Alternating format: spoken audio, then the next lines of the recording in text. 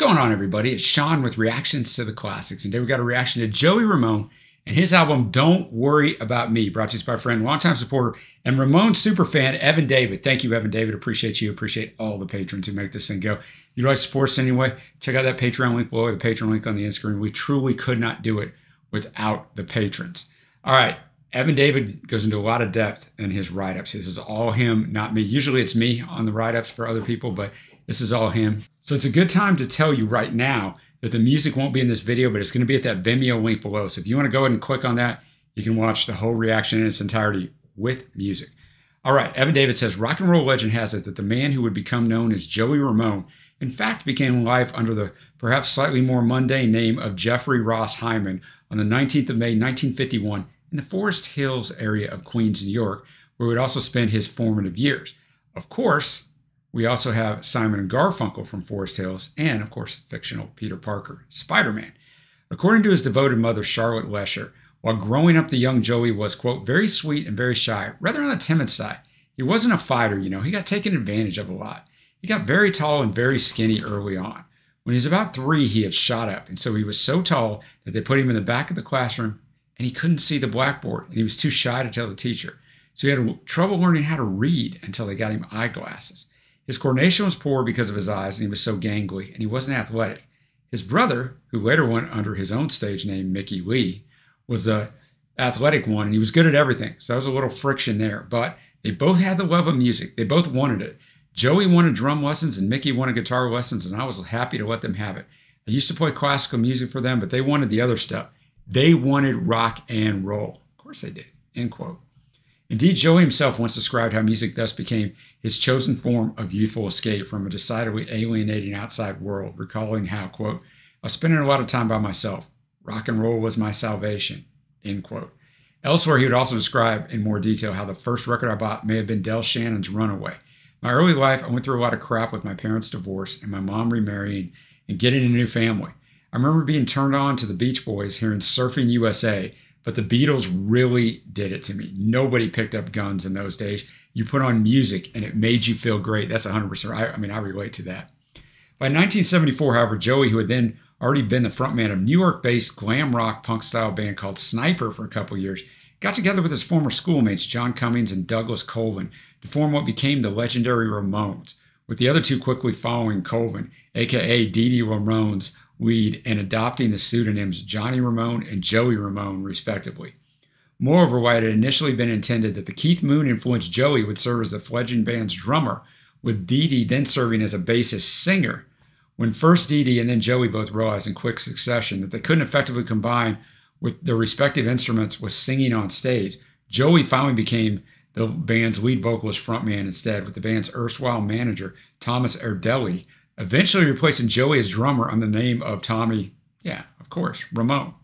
Joey's brother, the aforementioned Mickey Lee, later described the electrifying onstage impact of this personnel switch as follows, quote, I was shocked when the band came out. Joey was the lead singer, and I couldn't believe how good he was, because he'd been sitting in my house with my acoustic guitar writing these songs like I don't care, effing up my guitar, and suddenly he's this guy on stage you can't take your eyes off of. Over the next few years, Ramones would soon acquire regular gigs at what would become the notoriously iconic CBGB's Club in New York, and finally release their truly iconic self-titled album in April of 1976, thus becoming a 22-year musical odyssey, which would see the band release 13 further studio albums, as well as at least one of the greatest live albums ever in the shape of 1978's It's Alive, and in the process, undeniably becoming one of the most influential, is sadly not the most commercially successful bands of all time, both in terms of spearheading the American branch of the worldwide punk movement and of revolutionizing rock iconography with their iconic presidential seal with baseball bats band logo to boot. You see a lot of people still wearing Ramones shirts, right? This is me, not Evan David, who've never even heard of the Ramones. Evan David says, moreover, and on a strictly personal level, as far as I'm concerned, the Ramones ultimately became what I believe to be the second greatest band of all time, surpassed only by a certain Fab Four from Liverpool, whom RTTC viewers may have heard of. Speaking of whom, the Ramone moniker, I've heard this before, itself was apparently first derived from a fake name that a certain Paul McCartney had occasionally used when booking into hotels in the early days of his band's own career. And at the heart of it all was the band's unorthodoxly imposing yet lovable frontman, Joey Ramone himself, with bandmate Dee Dee Ramone describing once his groundbreaking significance in terms of rock and roll history, at least, as follows. All the other singers in New York were copying David Johansen, of course, of the New York Dolls, who was copying Mick Jagger. But Joey was unique, totally unique. Unfortunately, by the time the Ramones had finally broken up for good in 1996, and unbeknownst to his fellow band members, Joey had already been diagnosed with lymphoma. And while he battled the disease valiantly for several years, ultimately the necessary temporary withdrawal of his cancer medication in order to treat a broken hip that Joey had suffered after slipping on an icy sidewalk in late December 2000 proved to be too much for his overtaxed body. And Joey Ramone sadly died on the 15th of April 2001, barely a month before he would have turned 50 as it happens, and reportedly while listening to the U2 song In a Little While to boot. Wow. Despite this tragic loss, one last priceless piece of Joey's musical legacy would remain, namely his posthumous solo album, the subject of this review, titled Don't Worry About Me, which would finally be released in February of 2002, so nearly a year after his death, right? Reaching 109 on the U.S. Billboard charts at the time.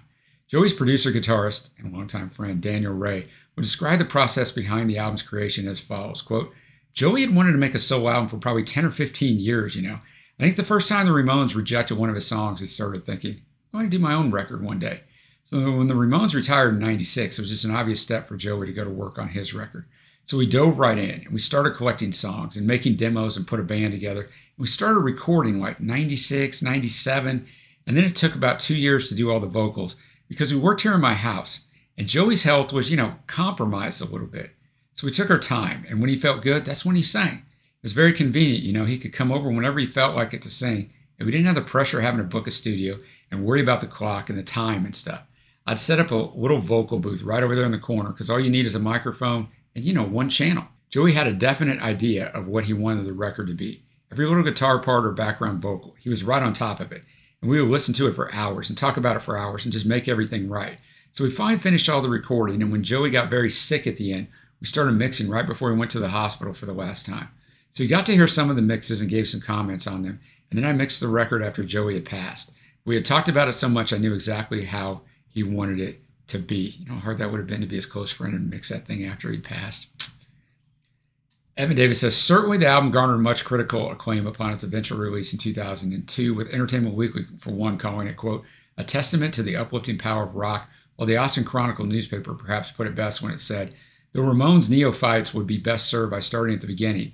Don't Worry About Me is a must for card-carrying superfans, end quote. Thus, as a not necessarily card-carrying, but definitely Ramones superfan myself, see my previous Ramones Top 10 video for RTTC for further proof. So I'll link that down below. We did a top 10. It was fantastic. I really hope you all enjoy this album as well. After all, if you were to ask me, Evan David says, who the best singer in music history is, my honest answer would be either Roy Orbison or Sam Cooke, depending on which one I'd most recently listened to. But if you were to ask me instead who my own personal favorite singer is, then my answer would unhesitatingly be Joey Ramone. And while I'm well aware this might be something of a minority opinion, nevertheless, I look forward to seeing what Sean and the rest of the RTTC community and beyond make of it, both in this review and in the comments below. And speaking of which, now's as good a time as any to dedicate this video to one of the most eccentric, entertaining characters in said RTTC community and fellow Ramones superfan, Heath Powis, without whose impetus I might not have asked for this review at all, or at least not for some considerable time. Heath is a great guy. Shout out to HP, shout out to New Zealand. Finally then, all that remains is to echo the late, great Joey Ramone himself and cry at the very top of our voices.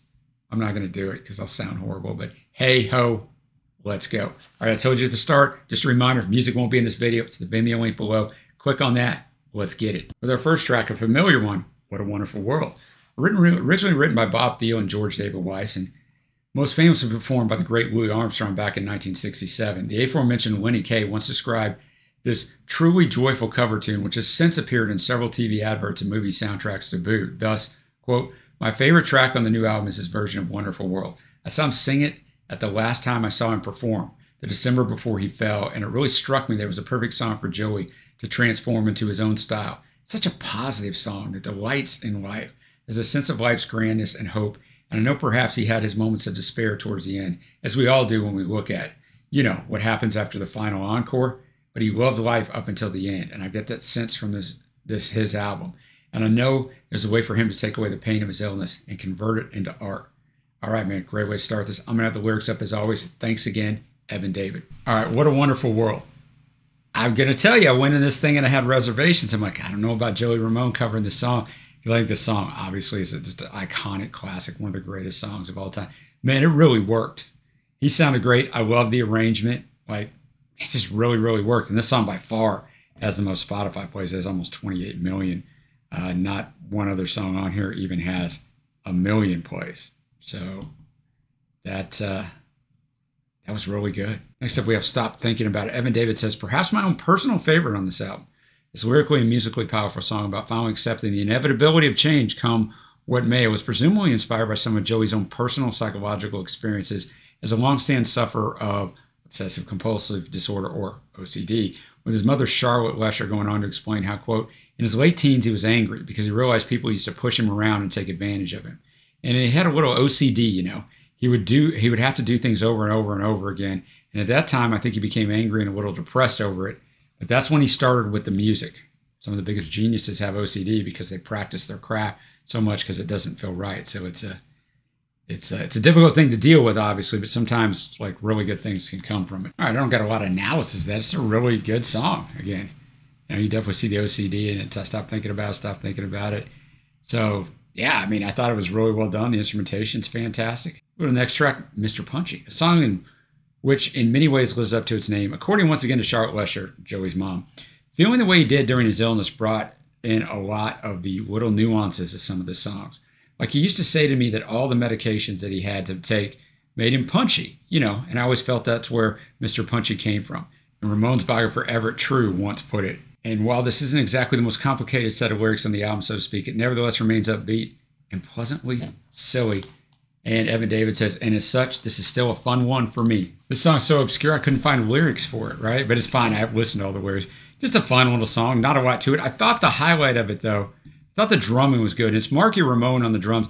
There's a different, like, credits on this album. I'm looking at them for instrumentation on every song. Most of them are all the same. But, you know, as Daniel Ray said, they recorded over 2 years. So you got different people. We got Helen Love and Captain Sensible on backing vocals, along with Veronica Kaufman. So that was pretty good as well. Next up, we have Maria Bartiromo, an impassioned tongue-in-cheek ode to the American financial TV reporter of the same name, who Joey apparently had something of a crush on. According to journalist Jan Ulheski, Joey would watch Money Talk on CNN during the day and read the Wall Street Journal. He had a broker, was into technical stocks and AOL, and made quite a killing. He had a huge crush on Maria Bartiromo because she was savvy. He didn't go for pretty faces. Bartiromo herself, meanwhile, once gave her side of the story as follows, quote, I started getting emails from him and he would say, Maria, what do you think about Intel, or what do you think about AOL? And I thought, who is this person emailing me? It's crazy he's calling himself Joey Ramone. Sure enough, it was him, and we developed this friendship. And he was attuned to the markets. Joey Ramone was a fantastic investor. He said to me, Maria, I wrote a song about you, and he said, just come down to CBGB's in Manhattan. Be there at midnight. I said, Joey, I'm sorry to tell you, but I have to be on the air at 6 a.m., and I can't be anywhere at midnight except in my bed, so I didn't go. But I sent my camera crew instead. Sure enough, the cameraman came back with the tape, and there's him and his band with the song Maria Bartiromo, and I just love it. It's a tremendous tribute. I just love that. It's great, just great. That's fantastic, man. Just a fun little song. Maria Bartiromo. You know, she jumped to Fox News back in 2013 after being on CNBC for 20 years. Was one of the biggest allies and advocates of Donald Trump and his conspiracy theories. So I don't know if Joey'd love Maria now, but I don't want to speak for Joey. He's not here anymore, but a fun song for sure. Next up, we have Spirit in My House. According to the aforementioned Daniel Ray, this equally tongue-in-cheek tune is actually autobiographical. So one day Joey woke up and his fax machine was going haywire. If you're young, you don't know what that is, be glad. Those things were a nightmare, but amazing, like how you could put something in there and then the writing would come out on the other side. Never did wrap my head around it. And his phone was ringing and no one was there, and doorbells were ringing. There were all these weird noises. So he called me up and he goes, I think there's a spirit in my house. And then the next day he came out with this song. The result is a spookily funny tune, Evan David says, and honestly wouldn't be all that out of place in a Scooby-Doo movie. It is none the worse for that. All right, Spirit in My House, a 2-minute song that Joey probably wrote in 5 minutes. It's fine. There's nothing wrong with it. It's got really Daniel Ray on the guitar. Is pretty darn good on this album. He's really good on that song. Next up, we reach the halfway mark. There's 11 songs. This is song number 6. Venting, in parentheses, is a different world today. Evan Davis says by far the most aggressive song on the album and containing a certain amount of strong language within it to boot. You have been warned. Everett True describes this as a song, quote, where Joey unashamedly sounds like your parents letting off steam about the kids of today, and yet when listening to Joey's tirades in this song, oh, end quote. And yet when listening to Joey's tirades in this song, Evan David says, on the sorry state of America and the world over 20 years ago, I'd frankly suggest that much of the song's venom still stings true, with seemingly very little in society having improved during the interim, and a great deal perhaps having gotten just that little bit, if not quite a lot worse. Well, I live in America, in the United States, and he's probably exactly right. We'll find out when we dig into this song. It's a different world today. Evan David's right. It hasn't gotten any better, that's for sure. The first verse, world out of control in the evening news. We're all screwed up and psychologically bruised. Kids killing kids make society pay. Just blow up your school and have a nice day. Reality today is much stronger than fiction. A sick effing world with a violent affliction. It really, really bugs me and it really effing kills me. Live your life to the fullest and F everything. Then the chorus, it's just a different world. I just don't understand. It's a different world today. And I just don't understand. Oh, yeah. And these are really good lyrics. I mean, they're timeless, unfortunately, because you can make a really good argument that life is worse. Society is worse in 2024 than it was in 2002. That's what I'm going to tell you. Next up, we have Like a Drug I Never Did Before. Evan David said this sinister tune about the downsides of medication remains an equally disturbing yet compelling musical experience, although whether it was inspired by his recent cancer treatments or by earlier instances in his pharmaceutical history, whether recreation or medical, remains unclear. Apparently, as Joey's mother recalled, he had told me once that he thought he just wanted to kill himself. And that's when I took him to a psychiatrist, and it was a very short period. He put him on medication, and when he came out, he seemed to be straightened out a little more. He never said that again, that he wanted to destroy himself. But he knew that he didn't want to come back to Forest Hills. Heavy stuff. All right, Like a Drug I Never Did Before. And he's not liking it. It's like a drug I never did before, a drug I never done, a drug I never did before. Oh, what fun. And before that, though, he was saying, this ain't fun. And then he says, oh, what fun. And then he, at the very end, demon swirling in an OCD pond. Remember, his mom mentioned his OCD. My body's vibrating. I am gone, gone, gone. We'll go to the 8th track, Searching for Someone. Evan David says, a welcome psycho-emotional about face from the despairing tone of the 2 previous songs. The slightly Eastern psychedelia-tinged acoustic tune is a pleasantly optimistic tale of spiritual regeneration and renewal, which is perhaps almost something of a throwback to Joey's own youthful hippie days to boot. All right, Searching for Something. A really well-written song. And one of the only songs on here that doesn't have Daniel Ray on guitar. I thought on the last song, I forgot to mention Like a Drug I Never Did Before, Daniel Ray's guitar, but especially Marky Ramone's drums, and he's on the drums on this one too, were fantastic. So I thought on this song, Al Matty was on guitar, bass, and backing vocals, and I really liked his guitar tone on this, and it was a different style, a little bit musically, as Evan David pointed out, a little Eastern psychedelia, a little bit in there, but well done. All right, we got 3 songs left. I Got Knocked Down, in parentheses, but I'll get up. Evan David says an emotionally powerful tune about the singer's stubborn refusal to give up despite the litany of health-based agonies that have been thrown at him throughout his life. As Joey's friend and former flatmate and the Ramones' former creative director who had first come up with their famous band logo, Arturo Vega once aptly put it, quote, for Joey, everything was going to have a happy ending. He was certain he was going to beat his cancer. He was used to being in and out of the hospital. To him, this was just another obstacle. He felt he was going to overcome it, but you could also tell by the songs that he was feeling down and doubtful and crazy. It was really tough, but he felt he was going to come out the other end, and that's what makes this album so great. All right, I Got Knocked Down, but I'll Get Up. It's not a complicated song to write, right? Sitting in a hospital bed, he says that 4 times. I want my life, he says that 4 times. It really sucks, it really sucks. Sitting in a hospital bed, frustration going through my head. Turn off the TV set, take some drugs so I can forget. I want my life. It really sucks. I get knocked down, but I'll get up. I get knocked down, but I'll get up. And he says, I got knocked down, I got knocked down. And he just kind of goes through that for the rest of the song. But I thought it was well done, man. And, you know, I don't have cancer, thank goodness. But, I mean, I have some chronic health issues. And sometimes when you're in that battle with your body, man, you know, it's frustrating because you can't do what you could once do. And you're in a lot of pain.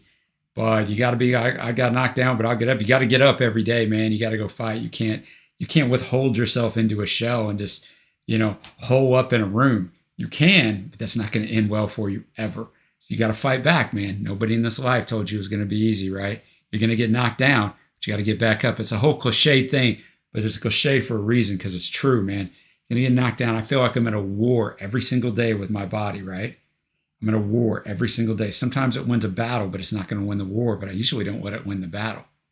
Right? Every day, man. Every day you put one foot in front of the other. So, all right. Into my sermon, man. Let's get to the last two songs. We got 1969. Evan David says, as Joey Ramone himself once put it, the Stooges were a band that really helped me in those dark periods just to get out the aggression. End quote. And this Rockin' Stooges cover sees Joey return the favor in a manner that I'm sure would make Iggy Pop himself proud. All right. A really well done cover.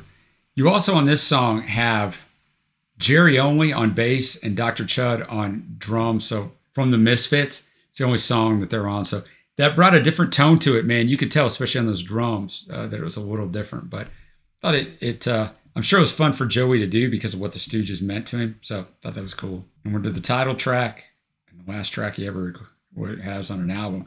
Don't Worry About Me. To quote Everett True, this final track is classic 50s Joey Ramone beach party pop. While Arturo Vega once again aptly sums up what Joey and his collaborator friends were able to achieve both in this optimistically poignant song itself and the entirety of this album that's been named after it as a whole. Thus, quote, the album is a triumph and is a victory in itself. That album is the ultimate statement about having that conviction that no matter what you go through, no matter how low and painful and desperate your situation may be, everything is going to be all right.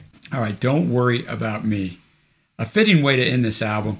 You had his brother Mickey Lee on guitar and backing vocals. Joe McGinty was on keyboards. He's been on a few of these songs. He's back. Andy Chernoff on bass and Frank Finaro on drums. So a little different crew here than what's on most of the songs. Frank was on another song or two on here. But a good way to end this album off. And, you know, since it was Joey's last album, I think a really fitting way to end it.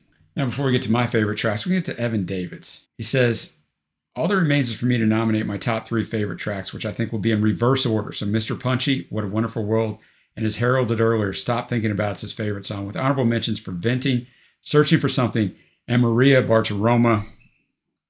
My honorable mentions, I'll go backwards.